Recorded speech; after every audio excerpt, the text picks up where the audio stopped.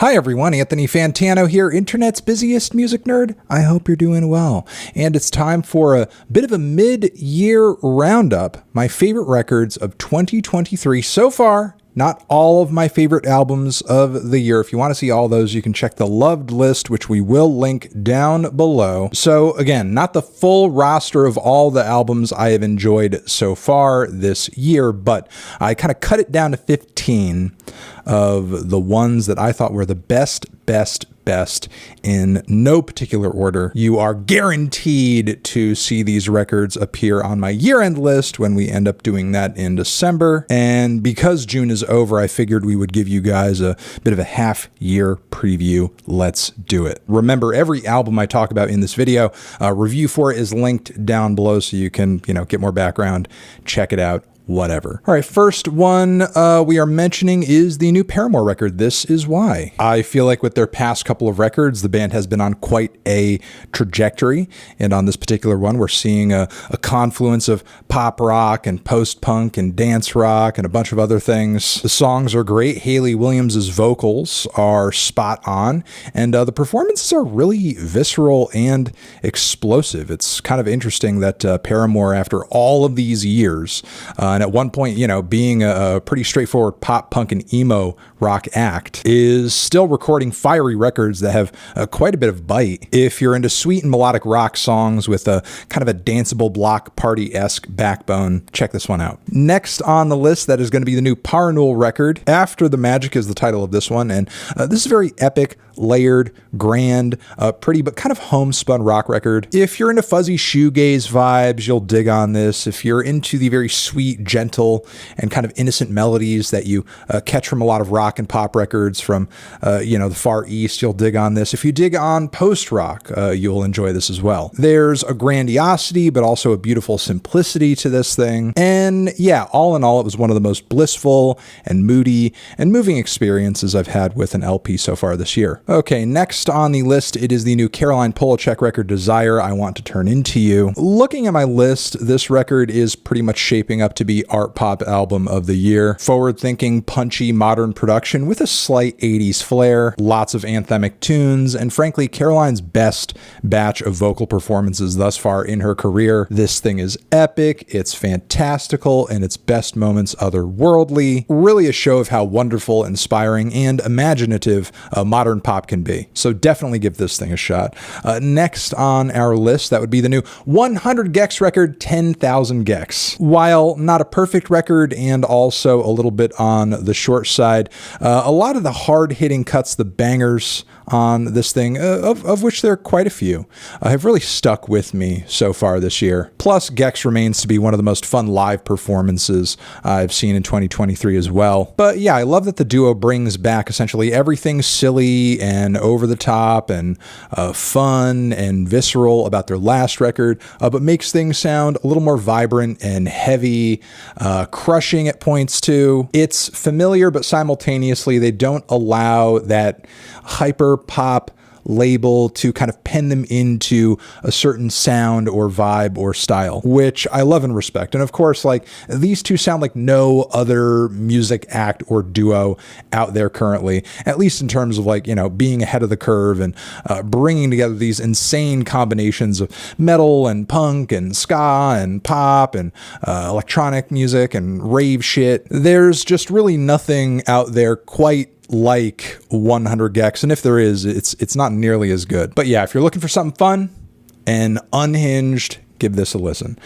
Next on our list, it's the new JPEGMAFIA and Danny Brown album, Scaring the Hose. Right now, halfway through the year, this is kind of looking like it's going to be my rap record of 2023. That is pretty much a lock due to the really, of course, colorful and creative production from JPEGMAFIA, the great lyrical chemistry that him and Danny Brown have together on these tracks. This thing is raw, it's chaotic, really two of the the best talents that the underground has to offer in rare form and collaborating with, again, just a lot of chemistry. JPEGMAFIA, it's a match made in heaven. Following this on the list, we have the new Cara Jackson album, Why Does the Earth Give Us People to Love? Really heart-wrenching singer-songwriter record over here with some fantastically poetic lyrics, one of the most unique vocals I've heard on a record in this genre in 2023 too. This thing is just solid writing, but also gorgeous, lovely, and gentle instrumentation all around. There's a deep and intense beauty to this record that I can't deny,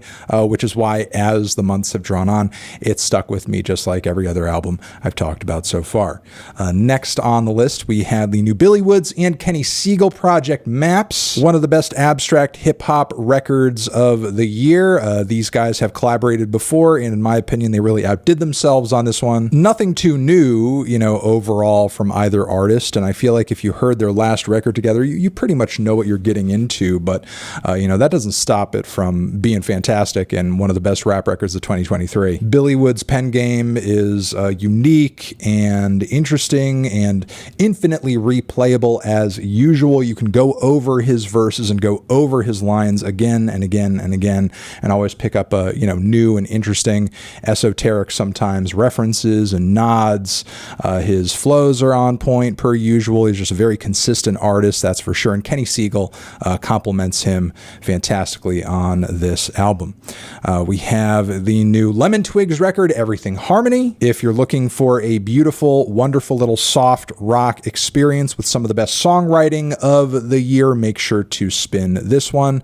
I've been kind of addicted to this album, frankly. Been playing it again and again and again and again. I kind of can't stop.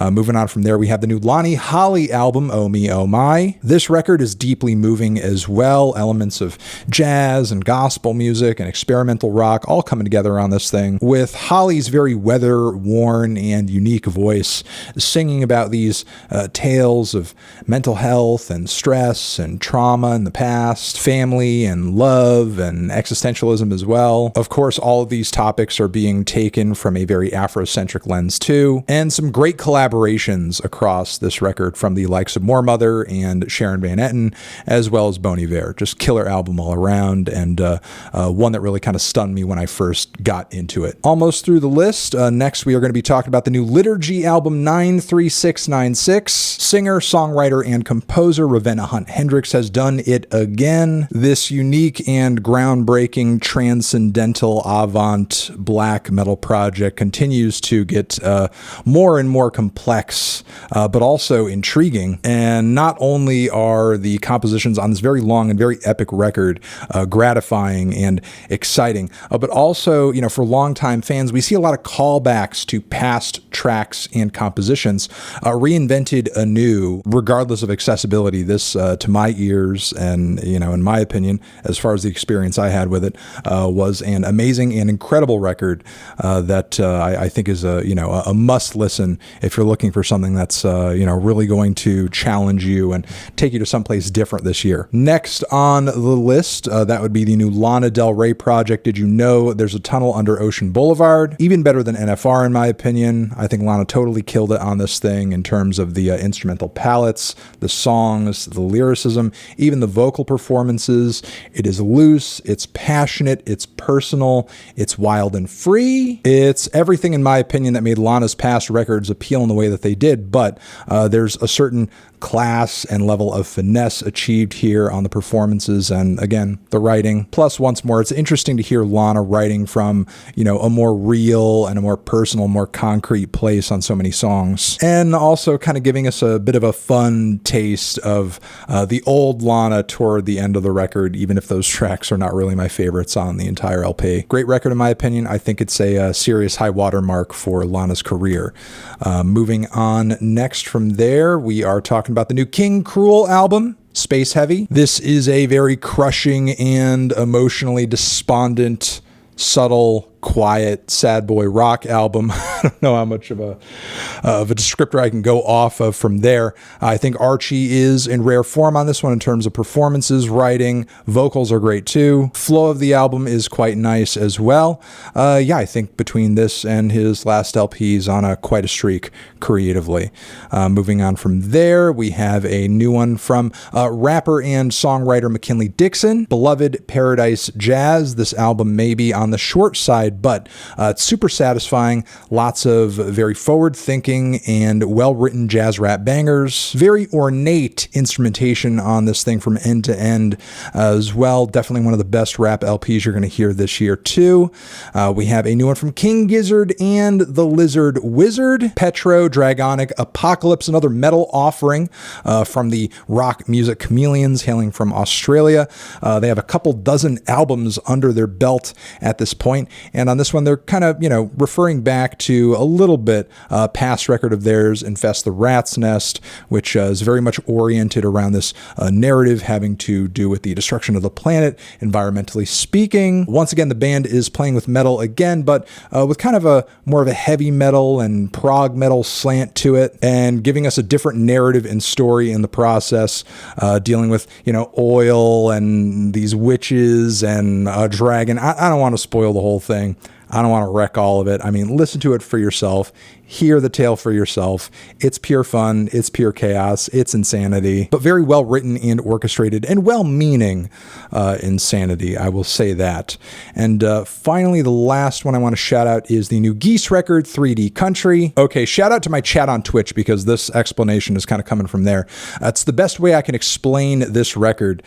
Get ready. Geese's 3D Country is not dad rock. It's I don't have a dad rock. This album is for the dad who, went out to get milk or cigarettes and never quite came back home. That's what this dad is listening to on the car as he's, driving over the county line to start a new life with his trailer park girlfriend in the middle of nowhere. That's the vibe of this album. It's got kind of a classic throwback, hard rock sort of feel to it at points, but it's very eccentric and wild and modern and above all else, weird. And yeah, that is pretty much every album I wanted to shout out in this video. Favorite records of 2023 so far. Thank you very much for watching. Hopefully you got some good recommendations out of this one. Mwah. Over here next to my head is another video that you can check out. Hit that up or the link to subscribe to the channel. Anthony Fantano, favorite albums forever.